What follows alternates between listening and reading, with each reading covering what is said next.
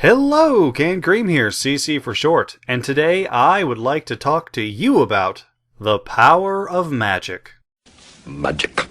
Or, to be exact, has magic ruined Equestria? Now, before we really begin, I will admit that I have stated before, on multiple occasions, that I believe that magic is an integral part of Equestria itself, and flows in some way, shape, or form through every living creature inside of it. Which is why Pegasi can fly, earth ponies can be so strong, and everyday animals seem to have a heightened sense of self-awareness. However, what if all of this magic, all of this power, was actually far more harmful to Equestria than anything else? Let's begin by looking at equestrian history as a whole, or at least the major events that have taken place within it. Going back as far as we currently can, we know ponies used to live in divided tribes, and magical creatures known as Wendigos fed upon their distrust and dislike for one another to terraform the land into a frozen wasteland. We also have Discord, the lord of all things chaotic and disharmonious, warping both the landscape as well as the very minds of the creatures around him. Not just once, by the way, but on 2 separate occasions. And finally, we have the transformation of Luna into Nightmare Moon, when her feelings of being unwanted and unloved warped her magic and her mind into something dark and horrible. In every one of these major milestones in Equestria's past, magic has played a major factor. Granted, in each of these cases, it was also magic that set things right again, but it kind of feels like a fighting fire with fire scenario. As in, we need to burn down this area here to keep this other fire from burning down everything else.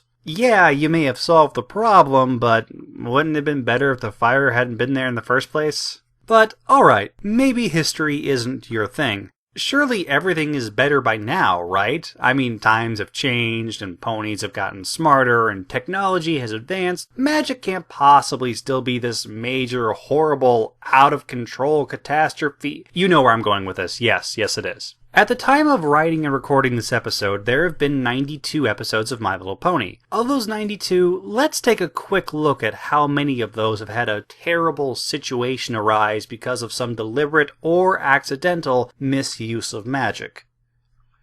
That's kind of a lot. The problem doesn't necessarily come from the frequency of magical catastrophes, although I would argue that even one major catastrophe is one too many, but instead from the sheer power magic has been shown to have. Episodes such as Canterlot Wedding, Return of Harmony, Lesson 0, and Inspiration Manifestation have all shown how easily magic can completely warp a pony's mind, turning them into anything from a twisted version of themselves to a mindless slave. And that's just the mental. When we take into account the physical damage magic can do, such as in Bats when Fluttershy was transformed into a bat pony, or Swarm of the Century when Twilight tried to make the Parasprite stop eating all the food in Ponyville and instead made them start eating Ponyville itself. As you can see, there is still a major problem. Besides, if magic can do that, you cannot tell me it could have just as easily caused the Parasprites to start eating the ponies themselves. But hey,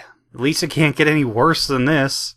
Are you even paying attention to me? Yes, of course it can get worse! Because not only can magic completely screw with you mentally and physically, but it also has the power to screw with you in the 4th dimension. The 4th dimension is time, by the way. Because thanks to both Twilight and Magical Mystery Cure, and now Starlight in the Cutie Map, we know that magic can alter cutie marks, fundamentally changing their past, their future, as well as taking away their natural talents, abilities, and in some cases, their very personalities. Heck, in Starlight's case, we can see that a cutie mark can be removed altogether. And this wasn't caused by some major, magical, enchanted item crafted from the wisest of elders. No, this was done by just a unicorn with a stick. And while, by her own admission, Starlight did spend years studying that spell, that's still pretty freaking scary. I mean, look at her. How old is she? Maybe a very young-looking pony equivalent of 30?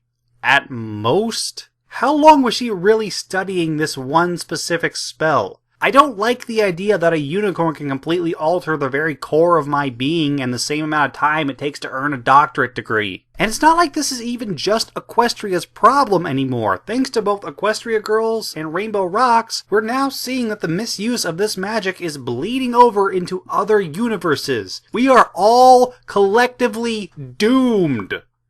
I understand that magic is an important part of what makes Equestria a whole, but for every problem it solves, it kinda seems to create another one. Eventually, it's gonna cause one that no amount of friendship speeches from Twilight are gonna fix. Now, what about you, dear listener? How do you feel about the sheer level of powerful magic Equestria has? Do you think it's become too dangerous? And would Equestria be better off if magic was taken away altogether? Whatever your thoughts, please post them down in the comments below. Thank you very much for watching, and as always, stay pony, my friends.